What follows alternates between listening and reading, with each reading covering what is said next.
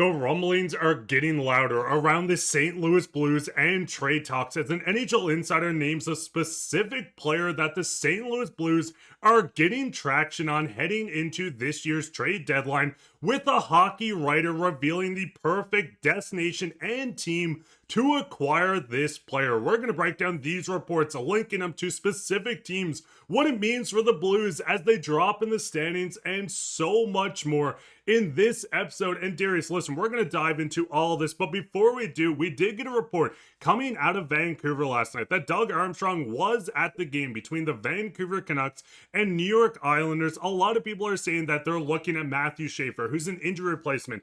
As we know, Doug Armstrong is leading the way for Team Canada heading into the Olympics. But the big thing is, this is a team, the New York Islanders specifically, that is looking to buy.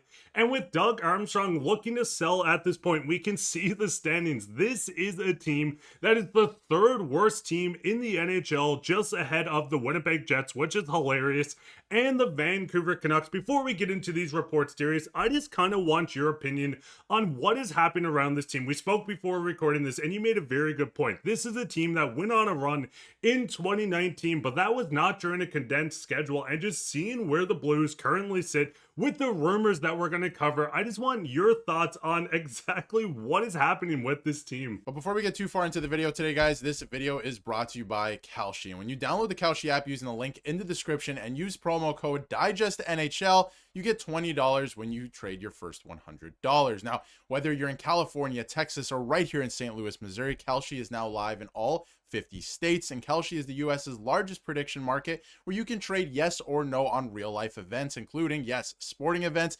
elections, music, or even the weather. And I mean, right now we know football's in full steam. They're going in and through the playoffs. We can see right now you can trade on, if you think the Patriots are going to win the Super Bowl, a great return. $10 gets you 36. And you can even go as far as if you think Aaron Rodgers will return to the NFL. We can see in the 26-27 season. This is also a very fun trade that you can put through with $10 returning 25. Yeah, and I mean, a lot of people don't think he's going to return. There's also a lot of trades you can make in game on the Kalshi app. So guys, it's just a better way to utilize your sports and news knowledge, and you can close positions whenever you want. So make sure to download the Kalshi app using the link in the description. Don't forget to use promo code DIGESTNHL, and a very special thank you to Kalshi once again for sponsoring this video. Yeah, I don't think they have enough runway left to go on a run. A lot of people are still talking about it, that, you know, you really can't count the Blues out. They've done it twice. They did it last year. They did it 2019 to go on a run to make the playoffs. I don't think they're going to be able to do it this year because we've played way more games to this point. There's no games in February, and you're not going to have enough runway left at the end. Now, the thing with Doug Armstrong going to the Islanders game, I think that makes sense in terms of Matthew Schaefer and just kind of scouting for his Team Canada, right? Because he's putting the team together, obviously an injury replacement, so that makes sense. But it is that time of year. A lot of Blue scouts are around the league, and there's one player who keeps coming up in trade chatter since we started the channel, before we started the channel, and that is Jordan Kyrou. And, you know, the fact that a lot of people say, hey, they're not going to trade him, he has a no movement clause now, it kicked in. They were actively trying to trade him last summer. He was in a lot of trade rumors, a lot of trade reports. They were looking to move him, and nothing came to fruition. They couldn't get a trade done, and it was sounding like it was going to be Montreal. We'll get to that in a second. When you look at his season this year, he's not having a good year either. A lot of people, I see you guys in the comments, and I can't remember who put it down there, but I see a couple of you guys in the comments. Please talk about Kyrou and how bad of a season he's having. He's not having a good year. Normally, he's good for like 70, maybe 80 points a year. No more than that, but he's going to get you roughly a point a game. Maybe a little bit less, maybe a little bit more, but somewhere in that range he's good for, right? This year, he's not having a good year, and the team is not either, but maybe it's time to move on from this player. We know everything with the relationship with Berube. That obviously, Berube, you know, had been fired. They had two coaches since. That's kind of smoothed over a little bit, but maybe the time has come to move on from this player in the organization and start to get a little bit younger and go with some of those, you know, younger players like a Justin Carbonell can fill that spot in a couple of years. So that's what I'm looking at right now. There's a team that has been kind of named, kind of floated out there that I think is interesting, but I think at the end of the day, the rumblings continue to get louder, and it's not for no reason. We know Doug Armstrong likes to take calls, likes to make calls, and he floats names out there. So if there's names out there for the Blues, that's because Doug Armstrong's put it out there. Not necessarily because he's going to make a trade tomorrow, but he's trying to field the interest on these players and what he can get for them. And I think the big thing is we're looking at where we stand currently in the standings. It's not great. Third worst in the NHL. This is the team that needs to acquire draft capital. We can see we have an extra fifth round pick, an extra fourth next year, but this is a team without second round picks heading into the next two drafts. And we can see David Pagano go out to say, we know that St. Louis is willing to listen to offers on Jordan Kyrou. There is a team in the Jets who might have reached out and had those conversations, controllable mid 20s, but this is a player that everyone is going to reach out on. Yes, this contract, you still have 5 years left on it, but 8.1 is a very good contract for a guy that's going to go out and put up almost a point per game, like you said. And the big thing with Jordan Kyrou as well is with the cap world rising, these caps are going to look smaller. And we do know with the contract right now, a no trade clause, he gets the final say on wherever he goes. He wants to head to an Eastern Conference team. We've seen those reports. This does drop to a modified no trade clause with 15 teams in the future. But Darius, looking at this, the Winnipeg Jets, we don't like this team around here. Let's be honest. But I don't think Jordan Kyrou, and we're going to touch on a team that makes a lot more sense, but it doesn't feel like the type of team, especially where they're two in the standings, that would be willing and able to acquire a guy like Jordan Kyrou. And I don't think it makes sense for the Jets with where they are right now. I don't think it makes sense in terms of Western Conference teams. I don't think he wants to go to the Western Conference, and he controls his fate now because, that kicked in last summer. You could have traded him to whoever before his no movement clause kicked in, but now you can't. Although we did hear reports that he would be open to going to Montreal. Toronto, if Craig Berube was not there, I think he would be open to going to Toronto, but I don't think that's on the table right now. I feel like Ottawa is an interesting destination if they wanted to move some money out and could make it work. But you bring up a good point, Mark.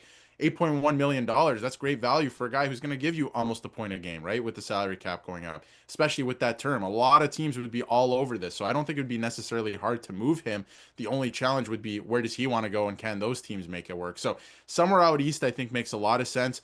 The New York Rangers want to rebuild too or retool on the fly. I feel like that could make some sense too. I don't know what they really have realistically to offer the Blues in terms of what the Blues want, which is younger, more skillful players that can, come up and make an impact in a few years. I don't think they have too many of those and they don't know how to develop their own players. But I wonder if the New York Rangers make some sense where they can bring a guy in like that and kind of build around him too, because he's not necessarily that old. He is, getting into his later 20s, but still not that old and can be an impact player for that team. So I'm wondering about that. There's a lot of teams that I think could fit, even the Islanders too. A lot of people floated that out there where he could potentially fit, and I feel like he'd be open to moving to one of those teams. And I think going even further, we know this is a team that needs to make changes. We have a lot of young guys in the lineup. It's awesome. We've seen the development of Otto Stenberg joining this team. Dvorsky, there's so many great names, but I think with this core, the current core of this team that hasn't got it done over the past couple of seasons, it gets interesting where we see this report come out with Michael DeRosa, where he goes in to say adding another top 6 forward should be one of Montreal Canadiens' top objectives this season.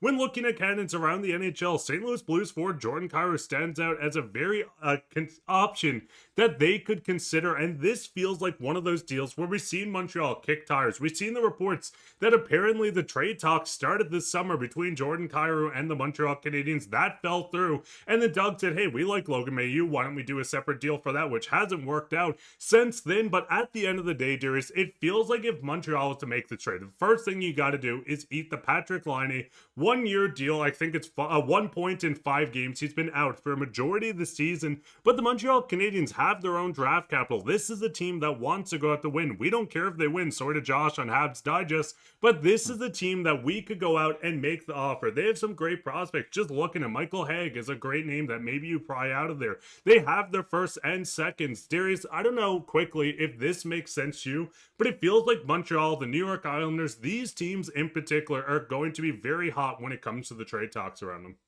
Absolutely, because they want to add a player like that. It would make a lot of sense for some of those teams right now, and they have a lot of draft capital, like you said. And if you're taking back Patrick Laine, let's say, and getting that off the books so they could essentially just swap it with Jordan Kyrou and they don't have to do any crazy cap shenanigans or maneuvering or anything like that, you can get a lot more out of the Montreal Canadiens in a trade like this. It makes a lot of sense. And even the Islanders, right? You can do something similar. So Montreal makes a lot of sense to me. And like you said, we know for a fact that last summer the trade talk started with Jordan Kyrou, and then it led to that Logan Mailloux and Zach Bolduc trade. So that's how that started. It was Jordan Kyrou in the talks first.